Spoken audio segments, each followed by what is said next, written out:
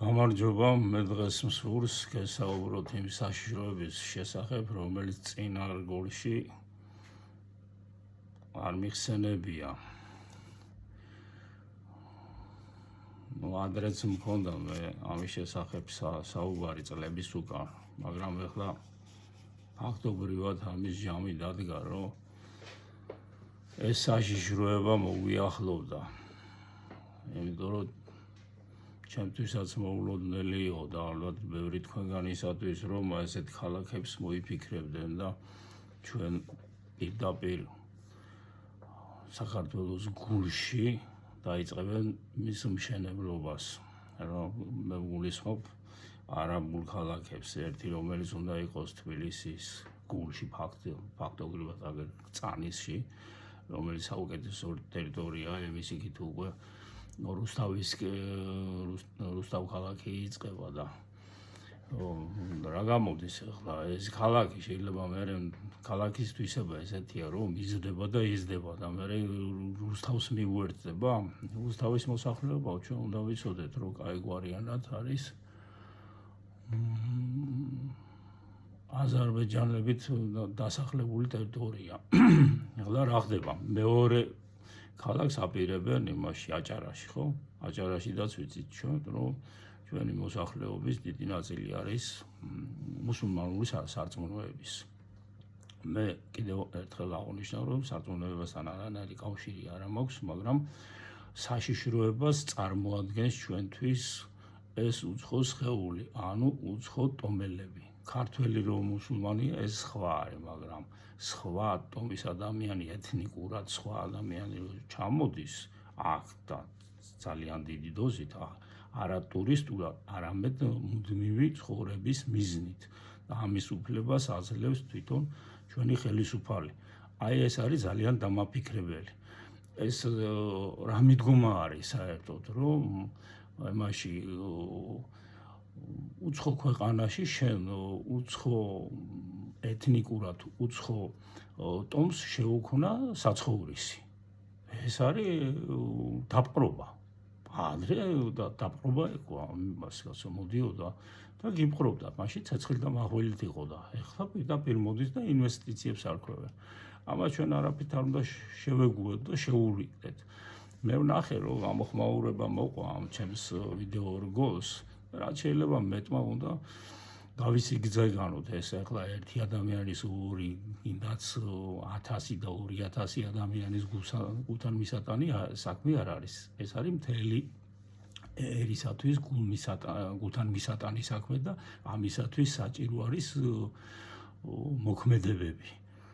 თუ გიყვარს სამშობლო, თუ გიყვარს შენი ოჯახი, თუ გიყვარს შენი წარსული, წინაპრები წინაპრებმა მოგვიტანეს ჩვენ ეს მიწა-წყალი, ამისათვის მოქმედება, სიყვარული საერთოდ ჩემთვის არის მოქმედებითი და არა ესე განკერწულებული ადამიანებთან ისე გამოთქვა, რომ აი მე მიყვარს, ან მიყვარხარ. თუ გიყვარს და სიყვარულთან განწყობილი უნდა იმოქმედო. ახლა რა შემდგომარეობს ეს ჩვენი მოქმედება? ჩვენ რადგანაც ესე დაგვისვა ხელისუფალმა საკითხი რომ ქალაქს იმიტომ ვაშენებთ ქალაქებს უბრალოდ ორი ქალაქია და შეიძლება ამას მოყვეს მე 4 და 6 ქალაქი ესეც არ არის გამორიცხული რა თუ ჩვენ ამას ასე გადაგვაყლაპინებენ და აშენებენ ამ ქალაქებს მე კიდე მოითხოვენ რა და იტყვიან რომ აი ბიუჯეტში ფული შემოდის ჯერ ესეთი იქ ბიუჯეტში შემოსული ფული საშუალო ფენის ადამიანებს არავის არ მოხმარდება. ეგ დაიმახსოვრეთ. ადრეც ამბობდნენ, რომ ორნიშნა ზრდა არისო ბიუჯეტში, მაგრამ ვის რა მოხმარდა, ხომ დაინახეთ რა, პროდუქტები ისე ძვირდება კატასტროფულად. მე მგონი იმდენი იმ სიმაღლეზე მე მგონი რაკეტები ვერ ატიან, როგორი ისრაფითაც ზრდამიტის იმ საგნების, რომელიც პირველად მოხმარებადია, ნუ კვების პროდუქტები ახლა გინდა არ გინდა პური და შაქა, yani მარილი არის თუ კარტოფილია თუ ბადრიჯანი არის, ეს ყოველდღიურად ჭირდება ადამიანს, რომ გამოიკვებოს თავისი თავი და ოჯახი გამოყვებოს. და პირველი ამას ურტყამენ, გადით ბაზარში ახლა ვინც არ დადიხართ, ნახეთ როგორ სწრაფად იზრდება ფასები. ასე რომ ეს ის ინვესტიცია ამ კუთხით რომ ახლა ბიუჯეტში ფული შემოდის, არა, ბიუჯეტში არ შემოდის. ბიუჯეტში კი არ შემოდის, მათ ჯიბეებში და მათ ბანკებში შედის ეს ფული და 1 მილიონს მეორე მილიონი ემატება მეორეს მესამე და საშიშროებას თუ იგზნობენ და რაღაცა მოხდა, მე ისიც მინდა აღვნიშნო, რომ ამ ქალაქების უკან ჩვენ არ ვიცით რა დგას. შეიძლება კიდევ სხვა ძალები დგას. შეიძლება მოვიდეს ჯერჯერობით დასახელდეს ჩვეულებრივი რიგითი მოქალაქეები, შემდეგ კიდევ საშიშროება შეიქმნას და სამხედრო პირები ჩასახლდნენ ამ ქალაქებში. აი, ჩვენ ყველამ კარგად ვიცით, როგორი მდგომარეობა არის რუსეთში, არა? რუსეთი ებრძვის უკრაინას.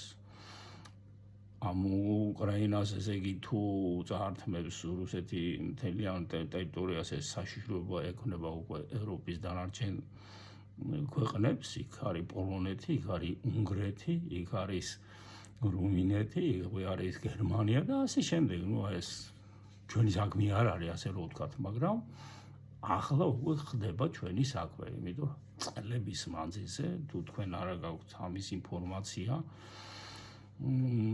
შეგიძლიათ მოიციოთ ბზეჟინსკის წიგნი არის ესეთი დიდი საჭადრაკო დაფა, ხშირად ახმოვანებდნენ ამის შესახებ, ტელევიზიებით განმოსცემდნენ რაღაცა და აი ფაქტობრივად დღეს ეს ადრე რაცელსაც უწერია, კისინჯერსაც, მე აღარ მოყვები ამ თეორეტიკოსებსაც, ვისაც შემუშავებული აქვს რიმლენდისა და ჰარტლენდის მოქმედებითი თეორიები აქვს და დაწერილი თუ როგორ უნდა განხორციელდეს და როგორ უნდა მოხდეს, ასე ვთქვათ, რუსეთის ტერიტორიის ათვისება და მაშინ საბჭოთა კავშირი იყო და საბჭოთა კავშირი როგორ უნდა დაეშალა და რასაც მიაღწიეს. აგერ ჩვენ ნათლი დავინახეთ, თუ რა უყვეს საბჭოთა კავშირს და ეს საბჭოთა კავშირი დაიშალა დიდწილად შიდა მოღალატეების ხარჯზე, ოლიგარქების ხარჯზე. ასევე ხდება ახლა დღესაც ქვეყნის დაშლა თუ უნდათ რა, შიდა მოღალატეების ხარჯზე, შიდა აი ვისაც ფული უყვარს ძალიან, იმათი მეშვეობით ხდება სახელმწიფოების განადგურება და დაშლა. იგივე იყო ჩვენთანაც წლების უკან საუკუნეების მიღმა, რატომ ებრძოდნენ ბაგრატიონები მაგალითად თავიანთ დიდწილად ნათესავებს. იმიტომ რომ დაქირავებული ყავდათ უცხო ქვეყნის სპეცსამსახურებს, იგივე თურქეთს, უფრო ადრე ბიზანტიას, სპარსეთს და ასე შემდეგ.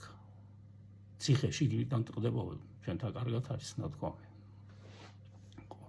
აი ეს გეგმები ყველაფერი წლების უკან დაწერილი აქვს და არის ესეთი საშიშროება, ეს ზოგიერთს რომ მიგაჩნიათ რომ აი ეს ამერიკა მოკაცო გამოიქცა ავღანეთიდანო და ეს იარაღი თავტოა ავღანელებს და ესე ძლიერი ყოფილან თურმე ეს ავღანელები რომ ამერიკელებს წაართვეს იარაღი მილიარდში არის საუბარი იქ არა თქვენ ასე გჯერათ რომ ესე მოხდა არა ბატონო ის იარაღი იქნა დატოვებული სპეციალურად შემდეგი ამოცანებისათვის იქ არის მუსულმანური სამყარო